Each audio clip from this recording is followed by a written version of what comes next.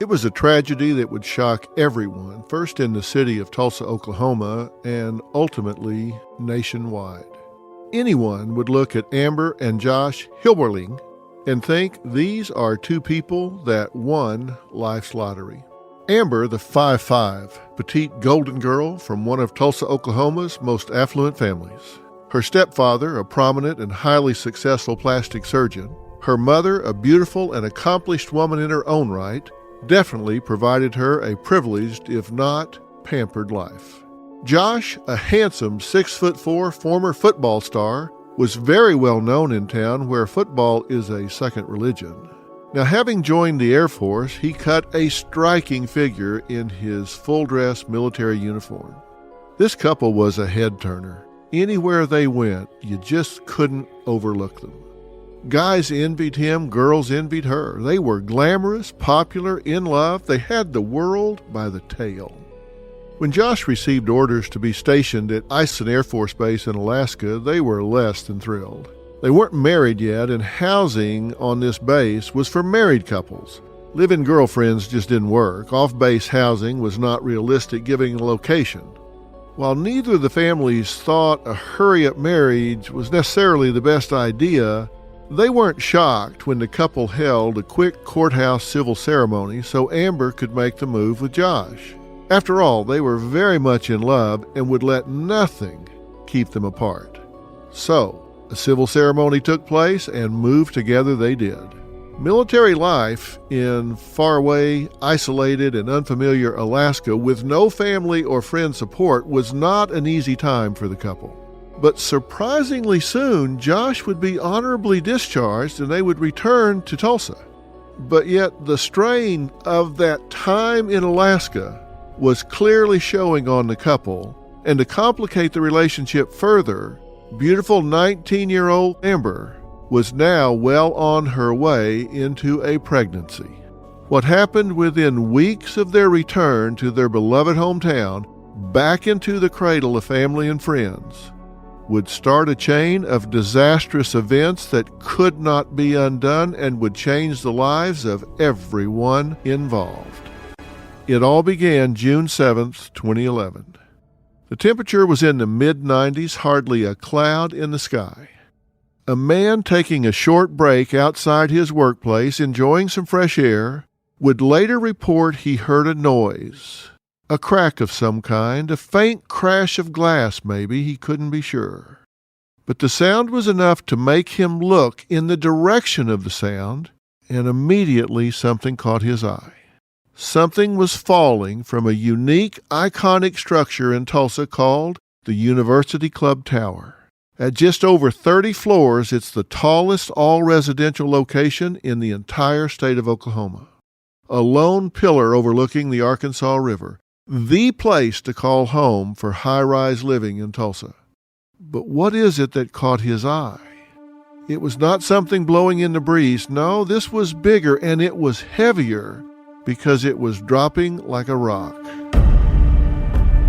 The more he looks, he realizes it's a human body, and it's flailing, facing straight down, seeming to be riding an invisible bicycle as fast as one could towards the ground. A body desperately trying to grab onto something, anything, but there's nothing to grab onto in midair. Then a scream rings out from above, a scream from a broken window on the 25th floor of the tower. He can tell it's a female looking out as the body slams onto the roof of the 8th floor of an attached parking structure, 17 floors below. The window was the only wide open space on the entire side of the building because, like all high-rises, the windows don't open. The sound of the body hitting the landing on that rooftop was unforgettable. He is hearing the sound of a human body impacting an immovable object at a speed of over 75 miles an hour. The fall itself takes between 3 and 4 agonizing seconds, but the death is instantaneous as the brain and internal organs virtually split open and just implode. That horrifying sight and sound is followed by more terrified screams from the female voice above. Why? Well, because she is seeing and hearing the same thing, but she is seeing it and hearing it from a whole lot closer. It is soon learned the screams are coming from the beautiful, pregnant newlywed, Amber Hilberling. And the body? It is that of her young, handsome husband, Josh Hilberling. How do you even fall from a high-rise unless you're on the roof? We've all been in them, right? The windows do not open, and they are thick and strong for just this reason. Unbreakable, or so we thought. Was this an accident, suicide, or something more sinister? Just how in the world did this happen? This is the case of the beautiful victim or killer wife. Mystery and Murder. Analysis by Dr. Phil. Green Chef is the first USDA-certified organic meal kit company. Green Chef is now owned by HelloFresh and with a wider array of meal plans to choose from. Love switching it up? Now you can enjoy both brands at a discount with me. Choosing Green Chef means choosing real foods that support a healthy lifestyle. You can count on meals that are good for your body. Green Chef offers unique farm-fresh ingredients and premium proteins. The beef tenderloin with tomato shallot sauce. Now this is a restaurant-worthy meal that's guaranteed to wow. The paleo-friendly meal is fantastic and simple to make. Robin and I have fun creating Green Chef meals. It fits perfectly with our diet and lifestyle. So go to greenchef.com/60mystery and use code 60mystery to get 60% off plus 20% off your next 2 months. That's greenchef.com/60mystery and use code 60mystery to get 60% off plus 20% off your next 2 months. The #1 meal kit for eating well. Let me give you a heads up before we start here. Before this story is fully unraveled, there will be yet another tragic death. So shocking, so unpredictable as to boggle the mind. You will be left dumbfounded. I know I was. And you and I may wind up contributing to the final chapter of this tragic mystery.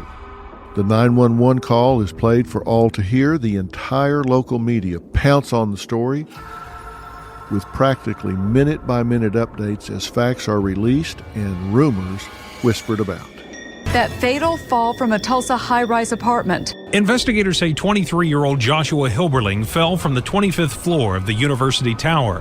I just saw someone jump out of their window out of probably the 17th, 19th floor of the University Club Tower apartment at 17th and Denver. The glass broke and he fell down.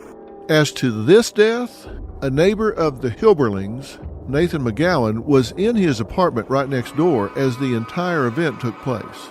Now, he would later say he had heard a verbal fight, a shouting match going on between the couple that had only lived there for about 2 weeks. And this argument would quickly lead to some other sounds he will not soon forget. McGowan would say he heard running like he had never heard before in that building, running coming from the left to the right towards the windows. And then a crash. Following that, a noise he will never forget, a sound of a woman screaming, "No, no, no." Now, at the time, he said he thought maybe someone had pushed over a coffee table or a fish tank, and then it got completely quiet, eerily quiet. But the screaming would start again. "Oh my God, oh my God, oh my God," over and over again. Amber leaves the window and is next seen rushing across the top level of the parking structure to Josh's body. She yells out for help right away to anyone who will listen. A picture of Amber is taken as she approaches Josh from an apartment a few floors up. The snapshot of her emotional state wearing a white tank top in sweatpants that later would become very important in this mystery. Amber kneels down to Josh and rolls him over onto his back. She picks up his torso while holding his head in her hands, then kisses his forehead while hysterically pleading with Josh to wake up. The immediate area around Josh and Amber, as well as the streets close to the tower, are in a state of pandemonium almost immediately. Sirens can be heard still approaching from a distance and arriving now from what seems like every direction. Onlookers gather on the 8th floor of the parking garage, both out of curiosity and to see if they can help. The first policeman on the scene was Officer Don Holloway of the Tulsa Police Department. He had arrived just after the EMTs who were trying to attend to Josh. Amber reluctantly laid Josh's head gently down and backed away so the EMTs could do their work. That's when Officer Holloway noticed the emotional woman was pregnant. He already knew the fate of Josh, but now his concern seemed to be for Amber and her unborn child. Remember, I said it was 90 degrees, not a cloud in the sky. He gently pulled her away from the area, out of the hot sun, and just inside the doors of the tower. Now, Officer Holloway would describe the immediate situation. He said his first impression of what had taken place, and also Amber's state while all alone inside with him away from Josh, was all very chaotic. There was medical personnel, fire department personnel, police personnel. A big crowd had gathered outside, and he saw Josh, the victim, on the ground.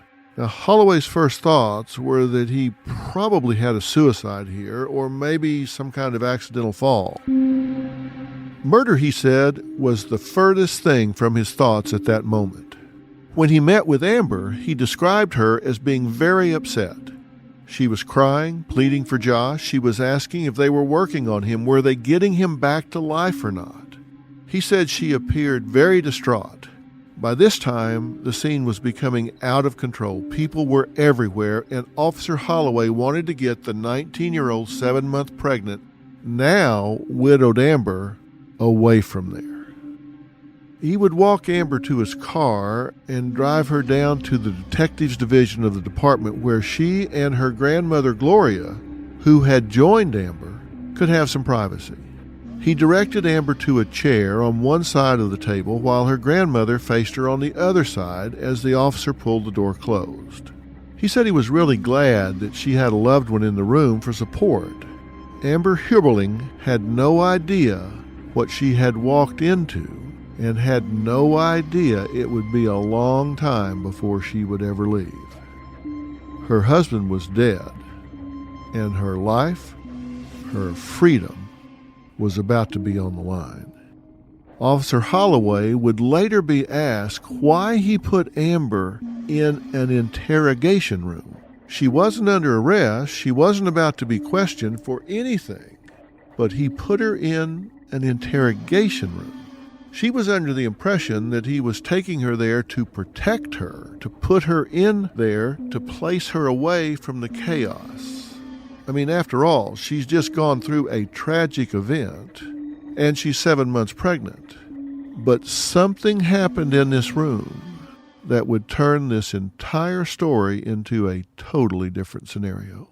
As I said, Officer Holloway himself insisted that Amber was nothing but a witness to this.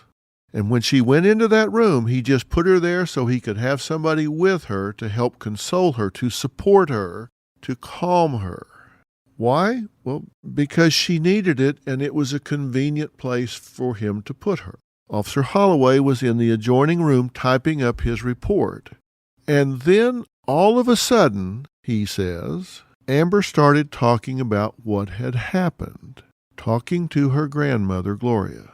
Holloway was pounding the keys on his laptop in the other room when certain phrases caught his ear. Those statements from Amber he heard would cause Holloway to start to record everything that was being said in the interrogation room.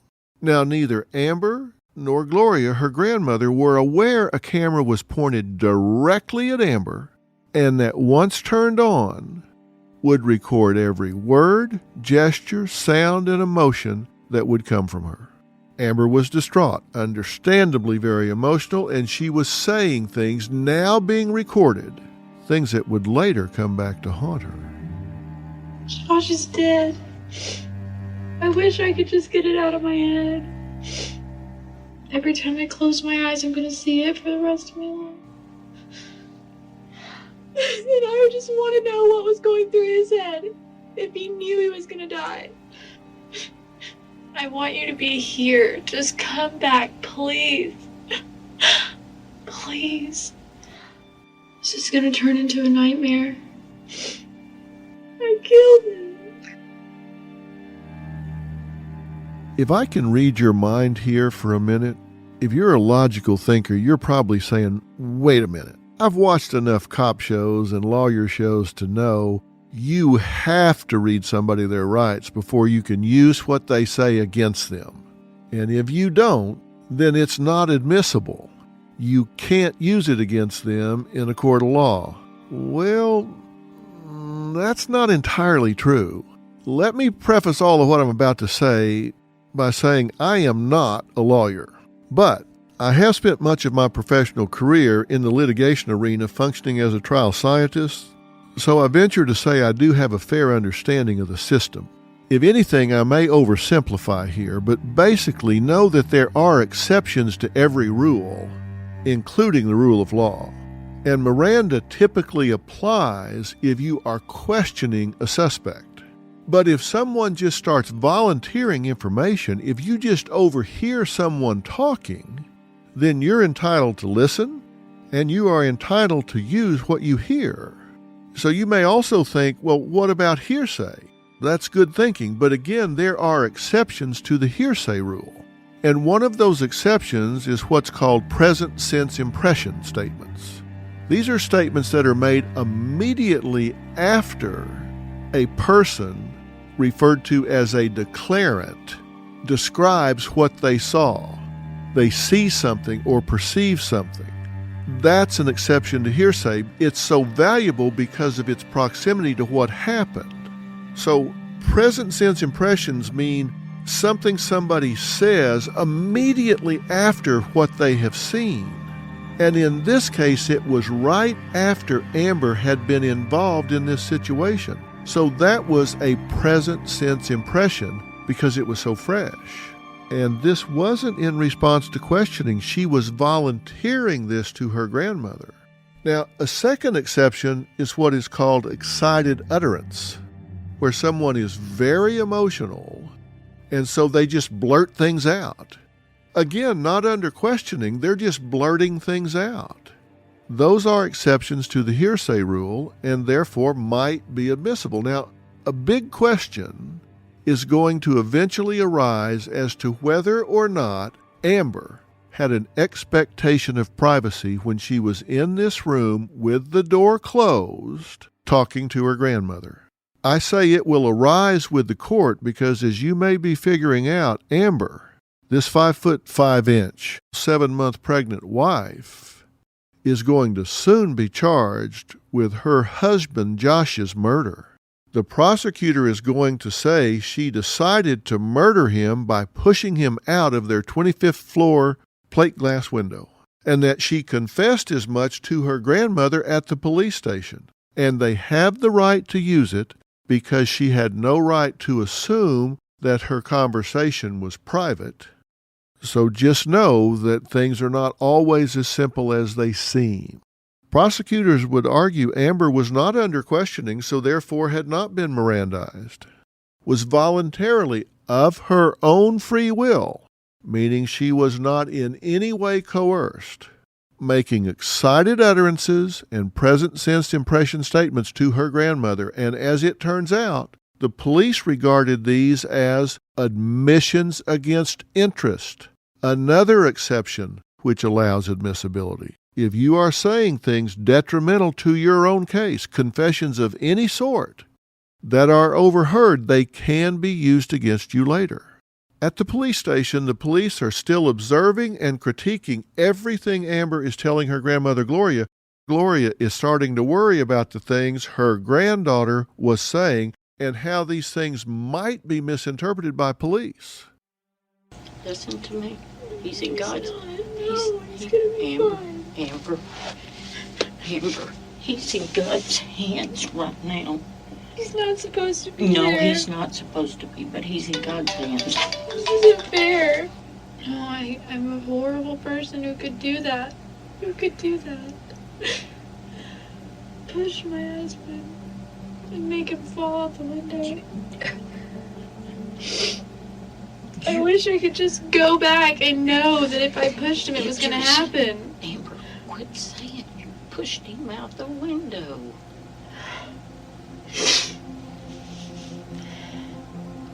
Did you intentionally? No, Okay. of course not. Okay, that's what they're gonna take it as, baby. Listen to me. For your safety. I'm gonna go to jail. Listen to me. You just don't say nothing till your attorney gets here. Okay? Don't slip any other way. So they had turned on the cameras, and she moved from the category of witness to suspect, and her grandmother saying, "You need to stop talking. You need to stop saying these things because they're going to think the wrong thing. Stop saying what you're saying, or you're going to be misunderstood. Stop talking." Now, she was giving good advice.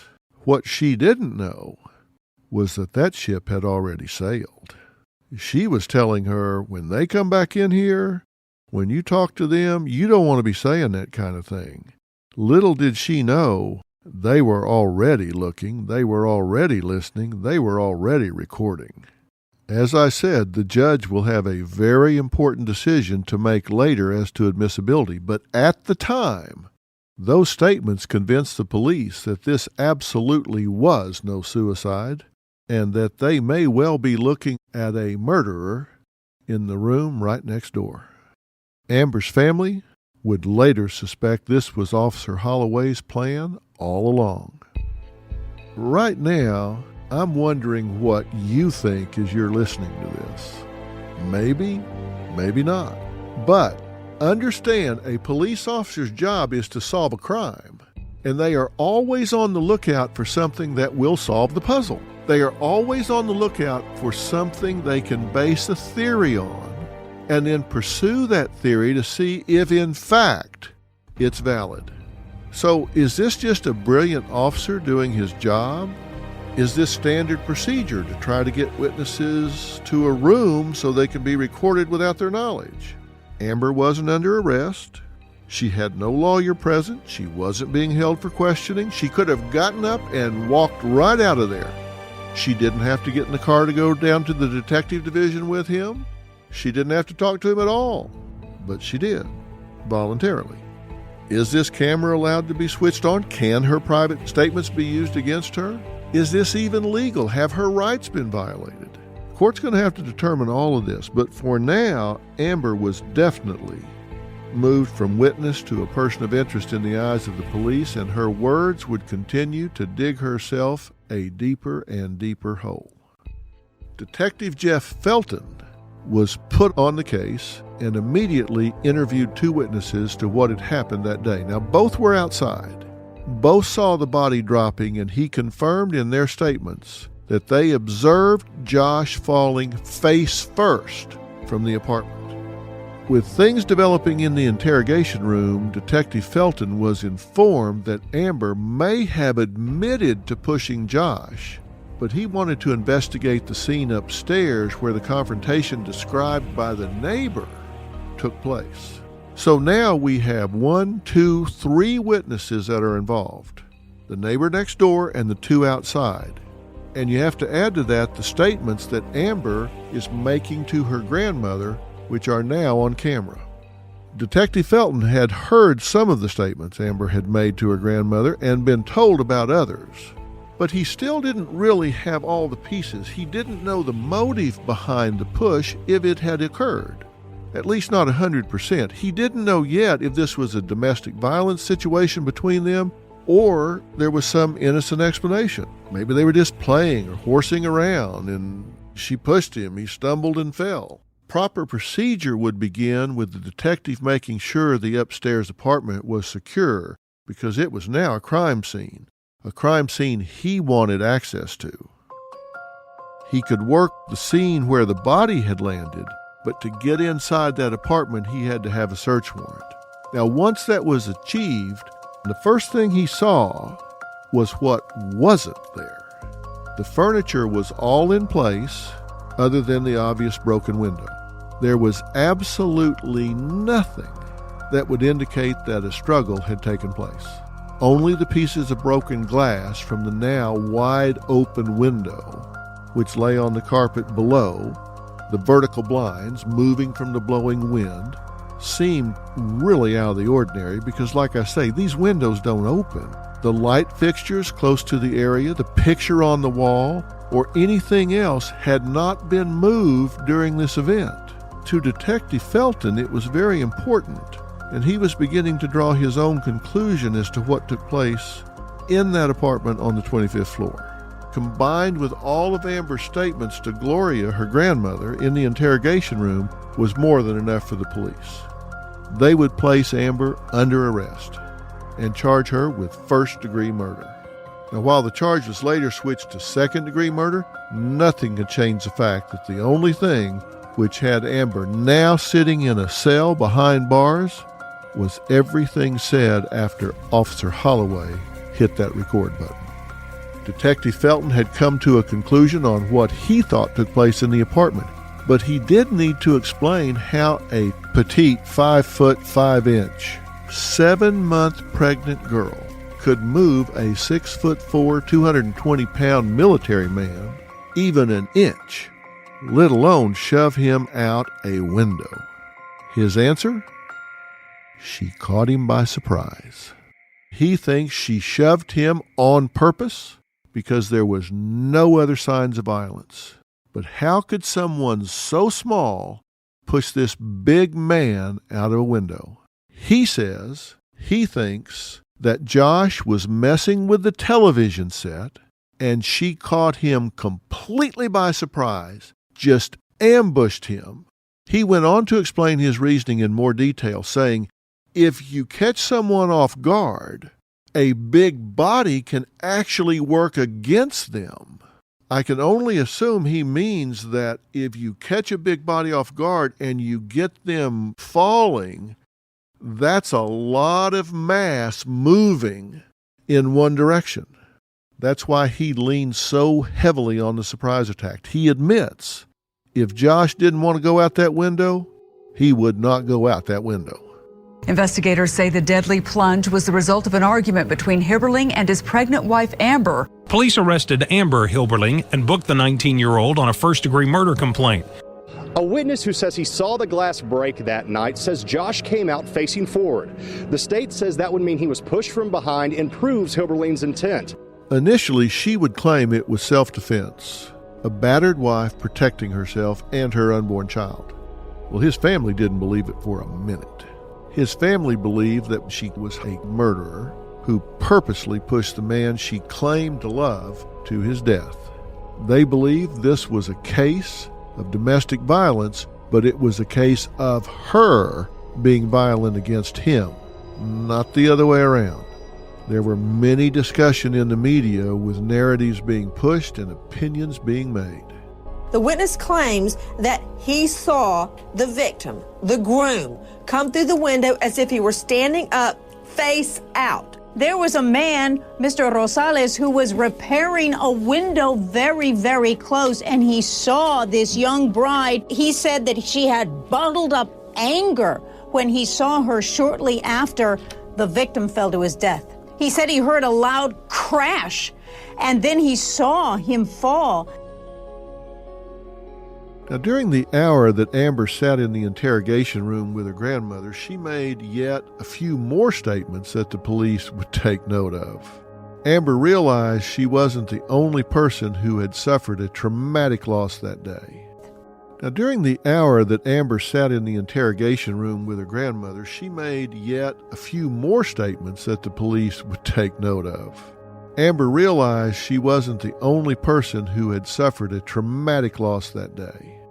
Josh is dead. And I'm here. I didn't just lose my husband. Jeannie and Patrick lost their son. Zach lost his brother. I wonder if his parents know yet. They were right. They kept saying if we stay together, I'm gonna kill him. It's the call no parent ever wants to experience. Their absolute worst nightmare imaginable. A call telling you that your child is gone. On June 7th, Jean and Patrick Hilberling received just that call. Their son Josh was dead. Josh's younger brother, Airman First Class Zach Hilberling, was serving a tour in Afghanistan, and while he didn't receive a phone call, he did get the news of his older brother falling to his death in a horrible way. He learned it after logging on to Facebook. Josh was Patrick's firstborn son, and he was the world to him. He said Josh had a smile you would never forget, a smile that would just light up a room. His stepmother, Jean, called him Joshy. She was the only one he would let get away with calling him Joshy. Josh was always looking to help wherever he could, even help her cook. She would always remember his tender side. Patrick would say that most others would also remember Josh for his football. He thought Josh was so special on those exciting Friday nights. Zach said Josh was a phenomenal football player. That was his sport. That was his game. That was his first love. And I can tell you firsthand how big football is in the state of Oklahoma. They're played on Friday nights and Saturday afternoons. From a psychological standpoint, we know that the number one stress in life is the violent sudden loss of a loved one. It's just not natural for parents to bury their children. It's supposed to be the other way around. As to the case, Detective Felton would continue to dig, continue to search for a motive why Amber would do this. He had decided she ambushed him, but why? And if there was any past behavior that would have predicted this behavior. For this, he would have to go back to the beginning to examine the entire time from when they first met, all the way right up to the very moment Josh went through that window. Detective Felton would have to go back to 2008 when Josh met Amber at a Halloween party. They didn't get together right away. As time went on, they did, however, keep thinking of one another, each wondering if the other felt the same energy that they felt. The girl with the cheerleader, prom queen beauty, and the boy, the football hero with the all-American prom king looks. And later when they started dating, Josh, well, he just swept her off her feet. He was very attentive and would do all the little things to show Amber she was special. For example, she didn't know how to dance and was a little embarrassed, but always wanted to learn. So one night, Josh drove her to the park. He said, "Look, just put your feet on top of mine and follow me." Under the stars, Josh and Amber would share their first dance. They were two young people in love, and everything seemed right. The type of young couple you would see in a movie. But after just a short time of dating, Josh received his orders to report to Eielson Air Force Base in Alaska. And as I said earlier, a decision was about to be made by two young people just starting their adult lives. It was a dilemma that snuck up on both of them, but they were determined to stick together. They were in love. Nothing was going to keep them apart. So off to the courthouse they went for a quick, private wedding. They would later have a huge reception for all to attend, but the marriage itself was rushed so Amber could follow Josh to Alaska. But did this couple know what they were getting into? Maybe the best way to describe it is that Amber she was used to a certain lifestyle. Her mother would later say that Amber had a routine of being pampered and groomed, and now you're putting her into a situation where she doesn't know a soul. She's living in cold, dark months of Alaska. They're living on a different level of income, and many of these moments are just sitting home alone, waiting all day for Josh to come home. But that wasn't all. Amber was pregnant, and her mother would describe it as a tornado, everything swirling around, just too many things happening at once. Away from all their family and friends, Josh and Amber began to see they were not as much alike as they thought. In fact, the young couple could see they were quite different. Amber would describe Josh as the modest, predictable type and herself as the wild hare. The truth of the matter is things were just going bad. The verbal fights were happening on a regular basis, and they were getting worse. Soon they would jump to the next level.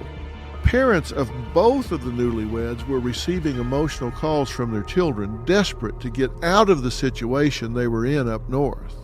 However, it wasn't geography, it wasn't Alaska that was the issue, it was Amber and Josh together. Josh's father would describe how he originally felt about the marriage and all the helpless calls he would receive from his son. To Patrick, the marriage just didn't make any sense. He felt Josh was making a big mistake. When Josh would call him, his son would be in tears and not know what to do. One time she had pushed him down the stairs, down into the basement. Patrick could hear her up at the top of the stairs screaming, "Who are you talking to?" Josh would say he was talking to his father. He'd say, "Dad, I don't know what to do." Patrick would tell him to leave. "You just need to leave. Get out of there." So well before they came back to Tulsa, the domestic violence with this couple had already begun. In fact, one of them filed a restraining order against the other, and it wasn't little Amber, it was Josh. The order was filed on May 9th, 2011, just 1 month before Josh would fall to his death.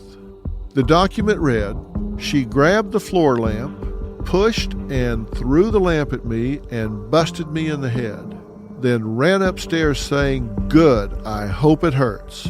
Josh would receive 10 staples and 11 stitches from the object slicing his head open." This was just one more piece helping Detective Felton conclude as he did. If Amber was capable of violence just 1 month before, why would she not be capable of pushing Josh towards a glass window? Returning to Tulsa where they could have a fresh start and a chance to raise their son Levi. Yes, they had named their son. They named him the minute they learned they were having a little boy. Maybe this was all the young couple needed. Back to the city they know, with their families and friends for support. They moved into Amber's parents' house temporarily until they found a place of their own, a place where everything they hoped would be better. In late May, they chose a place they had talked about before, the University Club Tower. And one look from the 25th story window out over the Arkansas River would let them know they were home. However, in just a few weeks, Josh Hilberling would be dead, and Amber's name would be known across the entire country as the woman who killed her husband. For Amber, it seemed like nothing could stop what was coming. The rich girl pushes military hero out of the window of death. This narrative was in full throttle with practically every part of the media.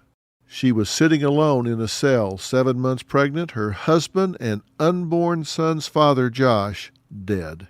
And in the police's eyes, she had already confessed to the murder. Never did she think all the private words of emotion in the time of shock and immediate loss that she spoke to her grandmother would put her where she now sat. Words that the public would soon hear as well. I killed him. For the rest of my life, everyone's going to think I'm a murderer. But should they? Are these in fact the words of a cold-blooded killer? Or are they in fact the words of a person who is exactly what she says she is, the words of an innocent person? Is the rich girl kills military hero just a jump to conclusions? A one-sided narrative being wrongfully pushed by the media?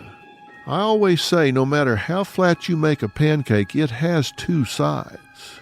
And on the next episode, you're about to hear the other side of this pancake. Social media had exploded here, and it was directed at Amber with Facebook quotes, one of which said she should die. Facebook pages such as Justice for Josh and Put Amber Hilberling Away for Life would quickly cast judgment against her. One quote in particular would read, "You disgusting piece of trash. After all the pain you've caused for your own selfishness, you go against the word of a man that can't say anything back. You were the aggressor, not Josh. You did this. I hope you burn in hell." Amber is about to face a charge that, if found guilty, could keep her apart from Levi for a very long time. But she's been offered a deal of 5 years. Will Amber admit her guilt and take the plea? Does the next chapter in this saga have a completely different version of what went on? One of repeated domestic abuse, of drug and alcohol issues, and of a 5'5", 7-month pregnant woman doing anything she can to protect her unborn son. And again, will Amber take the deal? What did she decide to do? Plus, we had one more witness to this case, the last person to see Josh alive other than Amber. What was Josh's demeanor shortly before he died? What was Amber's? Where was this other witness located, and what did he see and hear? You're going to find out the answer to that question and a whole lot more. I've been talking about this from the police perspective. I've been talking about this from Josh's perspective as a victim. But trust me, there is a whole other point of view here. There's a whole other story to tell from Amber's point of view on the next episode of Beautiful Victim or Killer Wife, Mystery and Murder, analysis by Dr. Phil. And don't forget, someone else in this story winds up dead. Who, when, why, and how does it fit into this story?